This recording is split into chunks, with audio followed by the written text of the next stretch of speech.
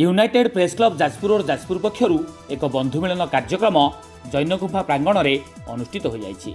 Press क्लबर सभापति जयशंकर दास तत्वावधान में यह कार्यक्रम में समस्त प्रिंट मीडिया और इलेक्ट्रोनिक्स मीडिया कार्यरत सभ्य माने जोगदे निज निजर मतामत देथिले।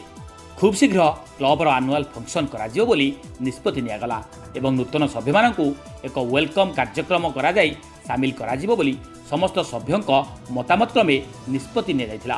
ଏହି କାର୍ଯ୍ୟକ୍ରମ ରେ सभापति जयशंकर दास, उपसभापति चित्तरंजन नायक, संपादक सुभाष चंद्र नायक, कोषाध्यक्ष विश्वजित माझी, उपदेष्टा प्रफुल्ल कुमार साहू, सभ्य सुभाषशेखर दास, श्रीकांत कुमार आईच, श्यामलेन्दु पात्र, मिताली दास, गदाधर महापात्र, शेखर कृष्ण दास प्रमुख कार्यकर्ता उपस्थित रहिथिले।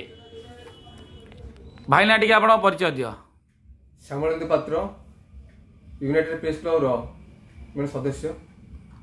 कौन कहि आज गोटे कार्यक्रम आप कले बंधु मिलन कार्यक्रम कले कौन कौन करागला कौन स्थिर करागला?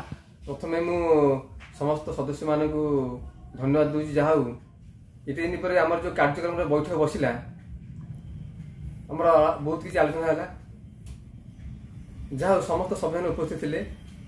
गोटे बंधु मिलन कार्यक्रम आज एठी गुंफा पाखरे हमरा आज अनुष्ठित हो जाइछि। जे विगत दिन जहा किछि घटी जाइतिला ताहाको आमे आज आलोचना करूना कारण जे वर्तमान आमर अनुष्ठानटा केमिति भाबरे सुदृढ़ रहिबो सेति आमर आलोचना हेतिला।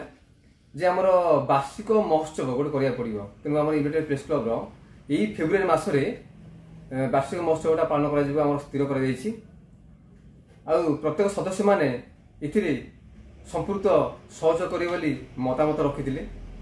आ एभଳି भाबरे आम यूनाइटेड प्रेस क्लब जे जेकोनोसी सुविधा असुविधा रे जनसमावेश रे जनसाधारण पाखरे खबर पहुंचेइबो एवं पहुंचोछि मध्य आगकू एहार कार्यक्रम जारी रहिबो।